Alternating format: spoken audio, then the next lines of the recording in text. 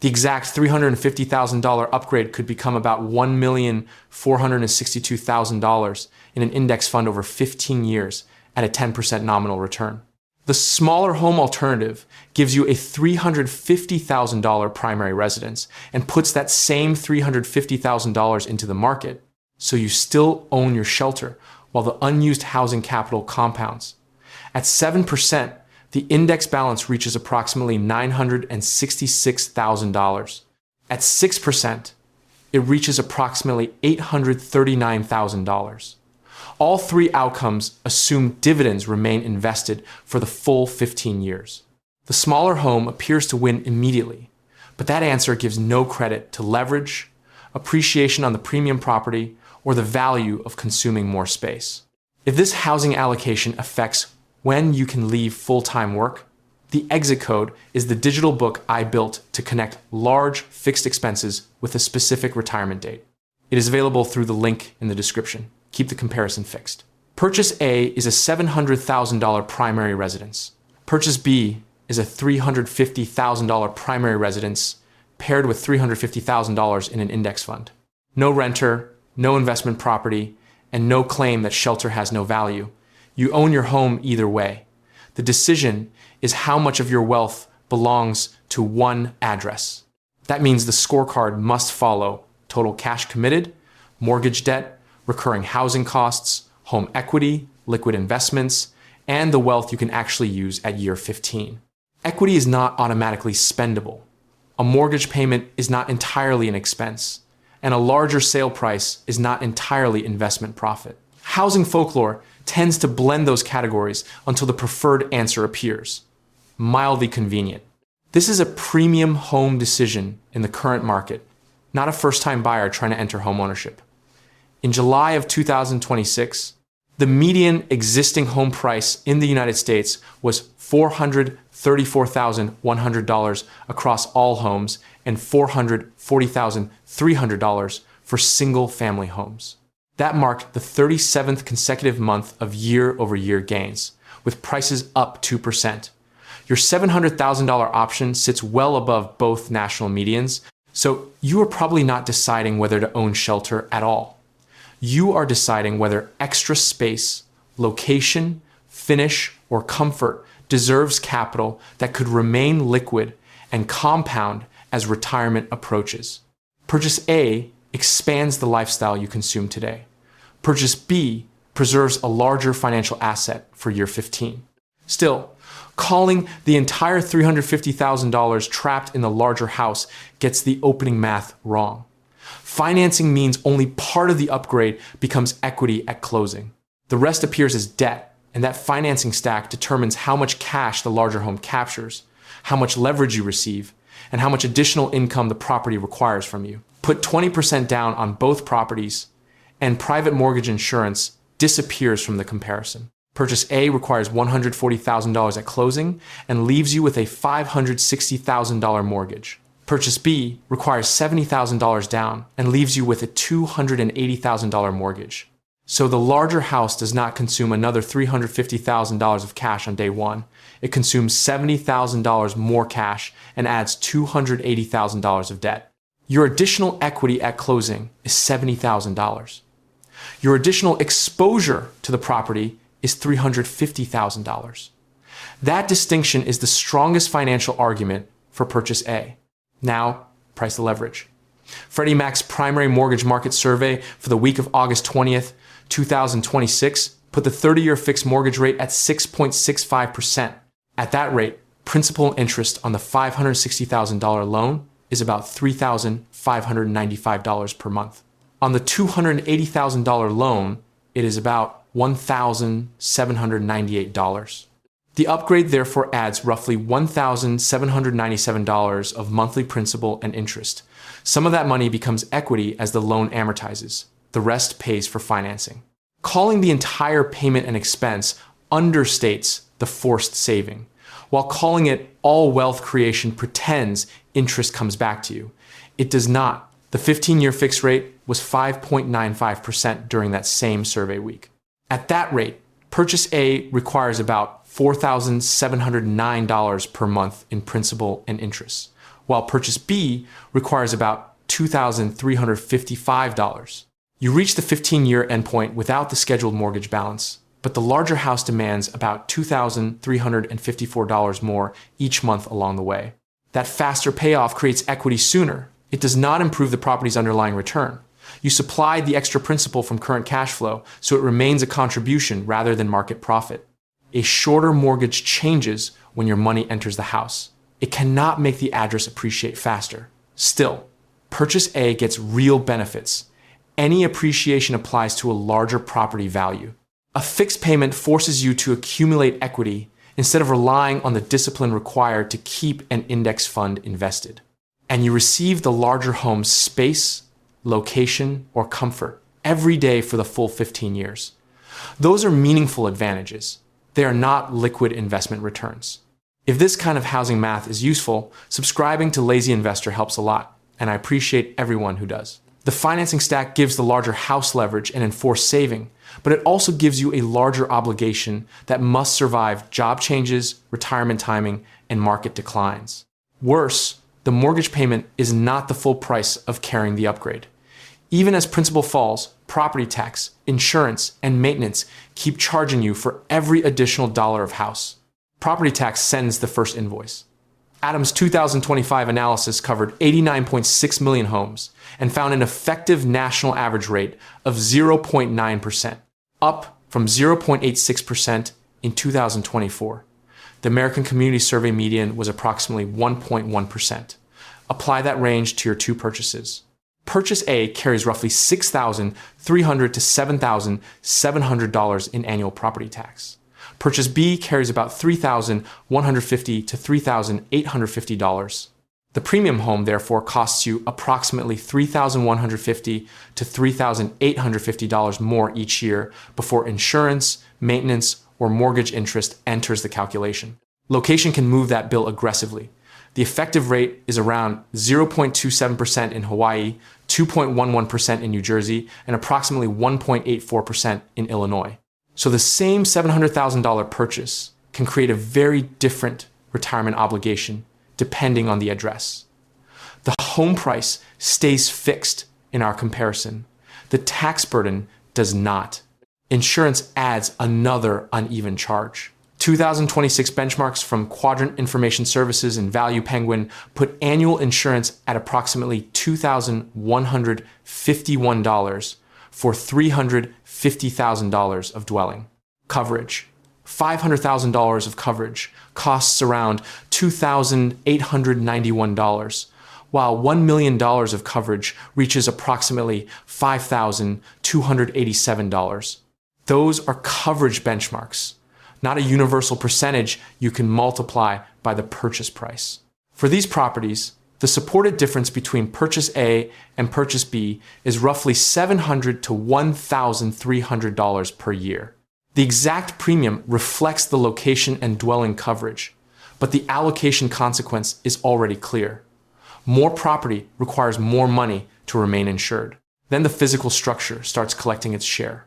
Using the 1% maintenance planning method, purchase A needs about $7,000 per year reserved for maintenance. Purchase B needs roughly $3,500. The larger home redirects another $3,500 annually. And, well, maintenance does not arrive as a smooth monthly invoice. Several quiet years can be followed by one repair that consumes several years of reserves. The planning number still matters, because pretending those irregular bills do not exist makes the larger home look cheaper precisely when it is behaving normally. Combine the added property tax, insurance, and maintenance, and purchase A costs approximately $7,000 to $8,500 more each year to carry. Across 15 years, that becomes roughly $105,000 to $127,000 of additional recurring expense before the larger mortgage's extra interest is counted. None of this spending pays down principal. It does not become equity, and you cannot withdraw it later. It purchases the continuing use of more property. That use can be valuable. You receive more space, a preferred location, or a better daily experience. But the scorecard has to call that consumption rather than investment return. The original question has therefore changed. You are not trying to determine whether a $700,000 home will eventually have a higher sale price than a $350,000 home. With comparable appreciation, of course it will. You are determining whether the premium portion creates enough additional value to repay the cash it continuously pulls away from your liquid assets. For a late career household, that is an allocation and retirement liquidity problem wearing a housing costume. Purchase A provides more shelter now while claiming more income every year. Purchase B preserves money that can remain accessible, compound, and eventually support spending without forcing you to sell your residence or borrow against it. So the larger property begins the wealth contest with a carrying deficit. Its additional value must absorb up to $127,000 in recurring costs, survive the financing burden already attached to the upgrade, and still compete with the return on the index allocation. The comparison now turns on one threshold: the annual appreciation rate required for the premium house to catch an equally sized financial asset. Before carrying costs and mortgage interest, the answer is roughly 10% annual appreciation. The premium portion of Purchase A and the index allocation in Purchase B begin at the same $350,000. If the index earns 10%, the additional property value needs approximately the same annual growth to keep pace. Purchase A cannot claim appreciation on the entire $700,000 home as its advantage. Purchase B already includes a $350,000 primary residence. Both homes provide shelter, both can appreciate, and both accumulate equity as principal is repaid. The wealth contest applies only to the additional rooms, finishes, land, or location represented by the price difference. Look at the restrained historical references. United States home prices have appreciated about 3.4% annually in nominal terms since 1891. After inflation, the long-run increase has been roughly 0.5% per year. Housing has preserved purchasing power while providing decades of shelter. Its historical price return, however, has not resembled a broad stock index. The S&P 500 has returned approximately 10.09% annually since 1928, with dividends reinvested. Since 1957, the figure is about 10.5%. After inflation, that return has been roughly 6.7 to 6.8% per year. That changes what the larger home must accomplish. This is not a contest between home ownership and stock ownership. You own a primary residence in either case. It is a contest between consuming additional shelter and investing the capital assigned to that shelter. On asset growth alone, the premium property needs stock-like appreciation to match the index. The carrying deficit we calculated and the financing cost already attached to the upgrade move the all-in hurdle above 10%. Compare that with the long-run housing reference of 3.4%. The gap is not a minor forecasting disagreement. Purchase A needs a performance pattern far outside the ordinary national housing lane. To be fair, the stock market average does not arrive in a smooth line. From 2010 through 2024, the market returned approximately 13.9% annually. That was a favorable window. A difficult rolling window produced around 3.7%, and your actual outcome depends heavily on which 15 years you receive. Knowing these return numbers and building a retirement system around them are two different things. I built a digital book called The Exit Code, an analysis of 50 years of retirement data distilled into a mathematical framework for exiting the rat race. It connects decisions like an oversized housing allocation to the date your portfolio can support you. The book covers the 58% rule and the buffer needed when work ends earlier than planned, plus the dynamic withdrawal method that replaces a fixed 4% assumption when markets refuse to cooperate. Those matter here because a premium house can consume the liquidity that would otherwise protect your exit date. You can get the exit code for less than a restaurant meal through the link in the description. Then return to this comparison with a useful question. Which balance sheet remains usable when returns arrive in the wrong order? Housing has exceptional windows too. During 2020 through 2021, prices rose at a pace of approximately 8.8% annually. The Federal Housing Finance Agency also recorded a 12-month surge of 17.4%. Premium home leverage looked excellent excellent during that period because rapid appreciation applied to a larger property value. Projecting that episode across the next 15 years would make an anomaly carry the entire investment case. Even the 8.8% pace remains below the clean 10% index reference before the larger home's full ownership burden is counted. Purchase A therefore needs performance resembling an extraordinary housing period merely to approach the portfolio lane. Purchase B holds the mathematical lead, but an average return is not the same as usable wealth at the moment you need it. Can liquidity, forced saving, downside behavior, and tax treatment materially alter that lead? They can, although not in the way a smooth compound line suggests. Apply the difficult rolling stock return already established, and the $350,000 index allocation reaches roughly $604,000 at the endpoint. That is still wealth creation, but the result is far below the favorable projection, and earning it requires you to remain invested through whatever produced that difficult window. Liquidity gives Purchase B a useful advantage. You can sell part of the fund without moving out of your home. Yet, accessible money can also become panic selling during a decline or repeated withdrawals whenever the household budget gets uncomfortable. The smaller home strategy preserves options only while you preserve the asset. Mortgage duration imposes the opposite kind of behavior. Under the 15-year structure, both scheduled loan balances disappear by the endpoint. You own either property free of mortgage debt, but those larger payments have redirected substantially more of your working income into home equity along the way. That can strengthen retirement security. It can also leave less cash available for portfolio contributions, emergencies, or an unexpected exit from work before the mortgage is gone. The 30-year structure preserves more monthly flexibility. At year 15, though, Purchase A still owes roughly $409,000, while Purchase B owes about $204,000. The larger home, therefore, carries approximately $205,000 of additional mortgage debt into the second half of the loan. Neither structure changes the underlying return. Principal is your contribution to equity. Interest is an expense. Appreciation is the market result. Paying the loan faster changes the timing and location of your savings, not the performance of the property. Housing can deliver its own badly timed disappointment.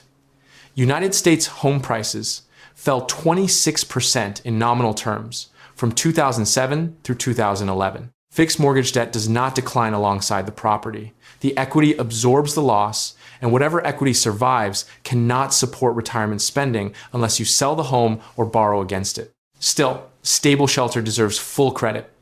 A paid-down primary residence can reduce the income your portfolio must generate later, even if the property never beats an index. Forced principal repayment can also protect future money from present spending. That is a genuine financial job, not an inferior version of portfolio income. The scorecard is now about usable options. Purchase A demands more income while you're working, concentrates more wealth in one address, and makes your retirement timing more dependent on continued earnings or an eventual property transaction. Purchase B retains a liquid pool, but its lead survives only if you resist consuming or panic selling that pool. By the way, subscribing helps me keep running these housing scorecards, so thank you if you have. One advantage remains capable of narrowing the gap at liquidation. The tax code treats qualifying gains on your primary residence more favorably than gains in a taxable index account, which means the final contest turns on how much of Purchase A's appreciation you can keep. Internal Revenue Code Section 121 gives Purchase A its strongest remaining financial advantage. When you own and occupy a qualifying primary residence for 2 of the 5 years before the sale, you can exclude up to $250,000 of gain as a single filer, or up to $500,000 as a married couple. That exclusion applies to gain, not the sale price. If the premium home appreciates strongly, more property participates in the increase, allowing Purchase A to shelter a larger dollar gain up to the applicable ceiling. That is real value at liquidation. Purchase B also receives Section 121 treatment on the smaller residence. So the tax comparison is not between a favored house and an entirely taxable alternative. It is between the additional qualifying gain produced by the premium portion of Purchase A and the taxable gain produced by the index allocation in Purchase B. The index account receives no comparable home sale exclusion. Give the larger house full credit here. When Purchase B sells index shares after a strong market, some of that gain becomes taxable. Purchase A may sell the home and retain its qualifying appreciation up to the exclusion limit. Assigning a precise tax difference without a filing status, cost basis, and realized portfolio gain would create false precision, but the direction is unambiguous. The home sale exclusion narrows the portfolio lead. It does not repay the ownership premium accumulated across 15 years. It does not recover mortgage interest, convert maintenance into equity, or make leverage free. A tax advantage improves the value of a gain after the property earns it.